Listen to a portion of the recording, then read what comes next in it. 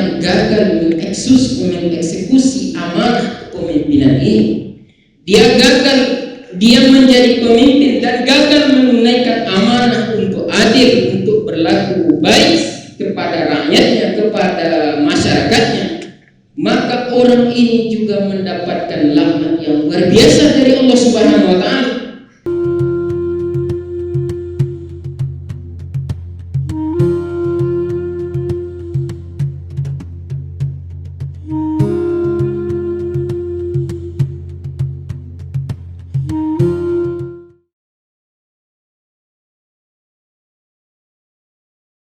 Allah berfirman di dalam surat Al-Ahzab ayat ke-72.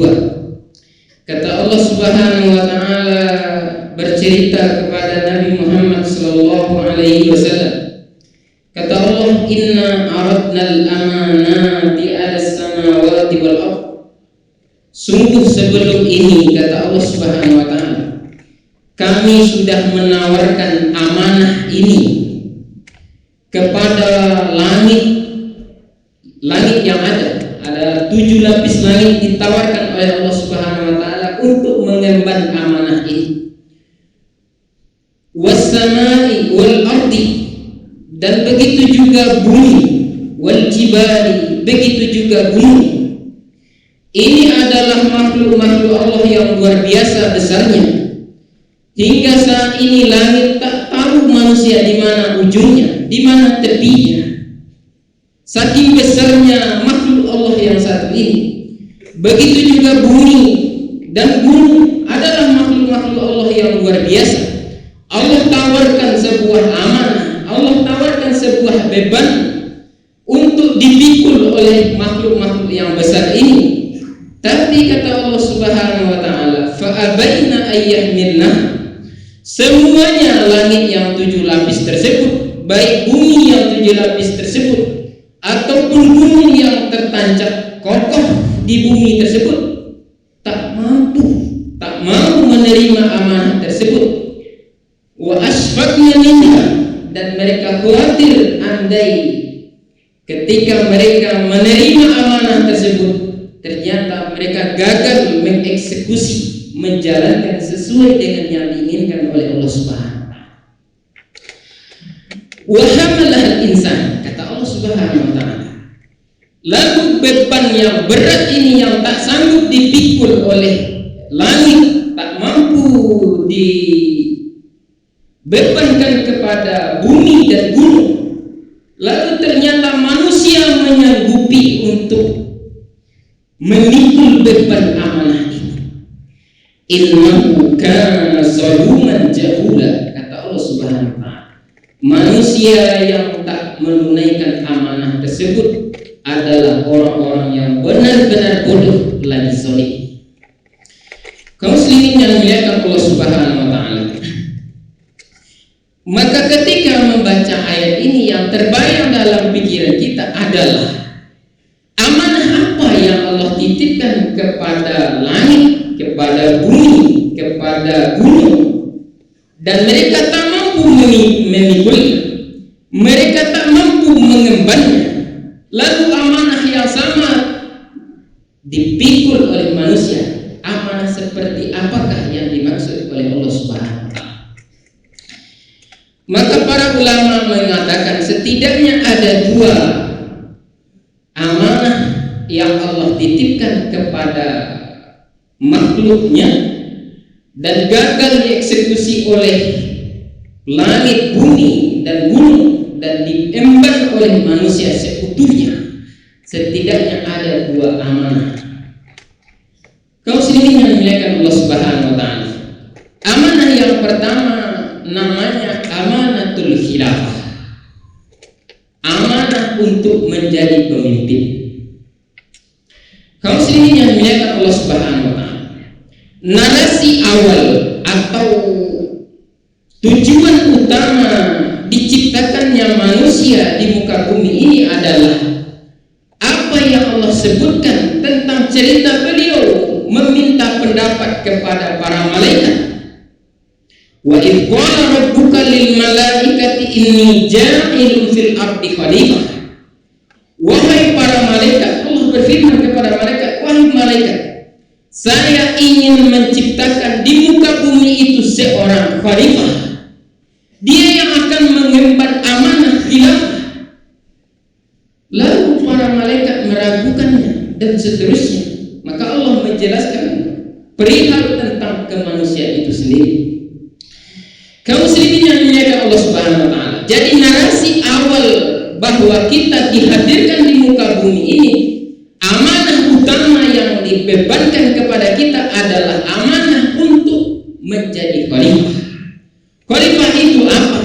Khalifah itu adalah orang yang mengatur, memimpin, memanage alam ini. Itulah yang amanah khilafah. Maka amanah ini gagal, tak mampu rasanya langit mengeksekusinya. Begitu juga bumi tak mampu mengembannya, apalagi gunung. Mereka menolak semuanya. Diberilah bahan-bahan tersebut kepada manusia agar mereka mampu mengeksekusi amanah untuk mengatur, mengelola, memanage alam ini. Kaum muslimin yang dimuliakan Allah Subhanahu wa taala. Maka Islam juga seperti itu. Nabi Muhammad SAW memberikan pencerahan kepada umatnya agar mereka menjadi pemimpin yang kuat nantinya di kemudian hari.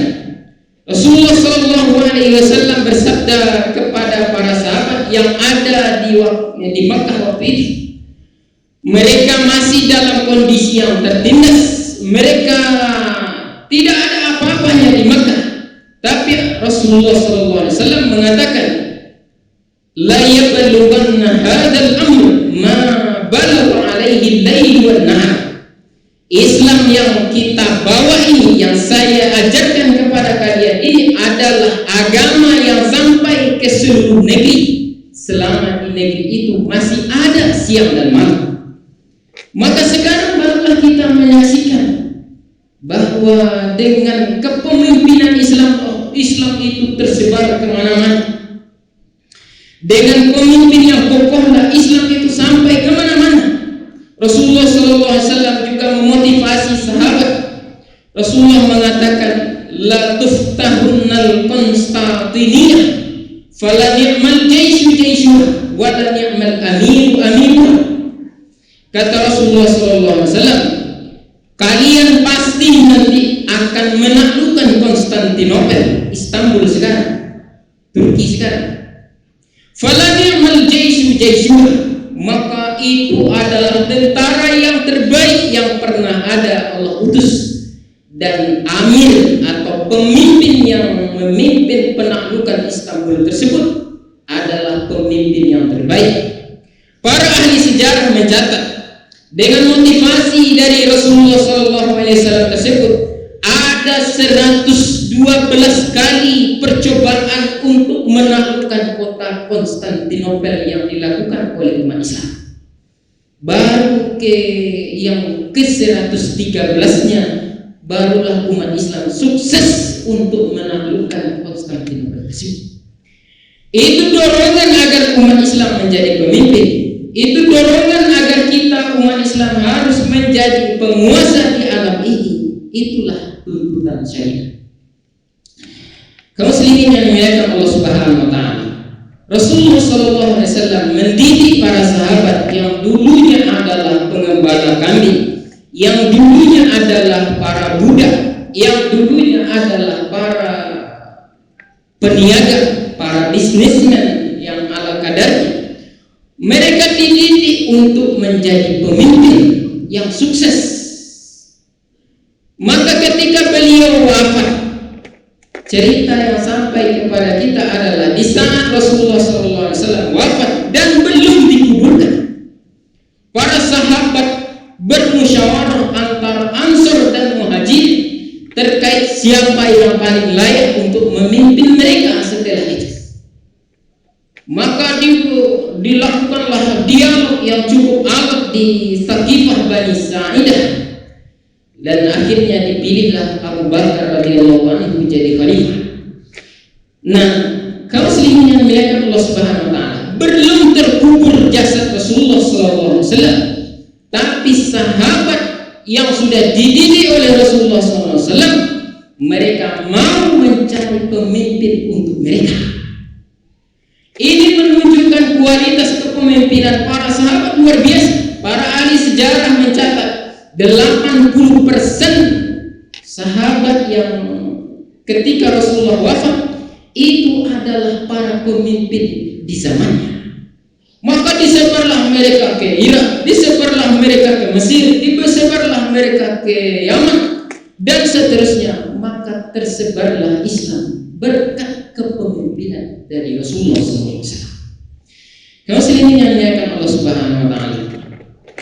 Jadi amanatul khalifah, amanah untuk memimpin, memanage alam ini adalah amanah yang harus ditunaikan untuk setiap individu.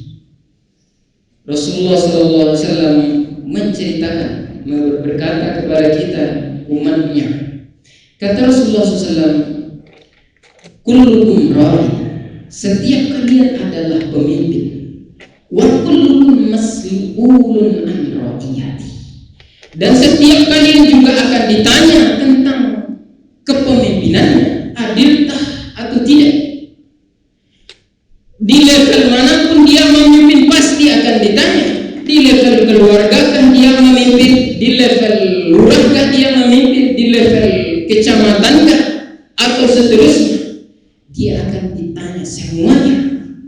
Tapi orang yang sukses sebagai pemimpin baik di level manapun, maka dia adalah orang yang paling mulia di antara kita. Rasulullah SAW mengatakan, kata Rasulullah SAW, sab'atun yuzilluhumullahu fi zilli. Ada 7 orang, 7 golongan yang nanti di hari pada mahsyar dilindungi oleh Allah Subhanahu wa taala. Yauma la zilla illa zilluh. Di saat itu tak ada lindungan kecuali lindungan yang Allah berikan. Tak ada lindungan lain. Hanya 7 orang ini yang mendapatkan lindungan dari Allah Subhanahu wa taala. Yang pertamanya kata Rasulullah SAW adalah imamun adil, pemimpin yang adil. Bukan seorang penceramah, ulama, tidak, tapi pemimpin yang adil. Dia mendapatkan keberkahan yang luar biasa dari kebaikan yang ditoreskannya selama dia memimpin, baik di level keluarganya, atau di level kotanya, atau di level provinsinya, atau di level negaranya. Dia mendapatkan pahala yang cukup banyak, melebihi pahala yang diperoleh para alim ulama. Kaum muslimin yang dimuliakan Allah Subhanahu wa taala. Namun sebaliknya, orang yang gagal mengeksekusi amanah kepemimpinan ini, dia menjadi pemimpin dan gagal menunaikan amanah untuk adil, untuk berlaku baik kepada rakyatnya, kepada masyarakatnya, maka orang ini juga mendapatkan laknat yang luar biasa dari Allah Subhanahu wa taala. Kata Rasulullah SAW, salasatun la yanzurullahu alaihi. Ada 3 golongan yang tak Allah lihat, wala yuzakki, dan juga tak Allah ampuni dosanya. Orang mungkin diberi syafaat oleh Rasulullah SAW, tapi orang ini tidak. Ada 3 orang. Yang pertamanya adalah imamun jahil, pemimpin yang zalim. Pemimpin yang zalim tidak akan diberi lindungan oleh Allah Subhanahu wa taala, tidak juga dilihat, tidak juga akan diampuni dosanya. Seluruh dosa rakyatnya akan dipikulkan, dibebankan kepadanya. Itulah dosa dari kezaliman, bahwa dia selama memimpin menghadirkan kezaliman itu sendiri. Kaum muslimin yang dimuliakan Allah Subhanahu wa taala. Yang kedua, amanatul ibadah, amanah untuk beribadah. Wa ma khalaqtul jinna wal insa illa liya'budun. Amanah yang dimaksud di dalam surat Al-Ahzab ayat 72 tersebut adalah amanah agar kita menjadi pribadi yang beribadah. Ibadah, sholat, puasa, dan seterusnya. Setiap rutinitas kita sebenarnya semuanya beribadah. Dari pagi, dari bangun kita beribadah, kita berdoa, kita melangkah untuk mencari harta yang halal, rezeki yang berkah. Itu jika juga bagian dari ibadah itu sendiri.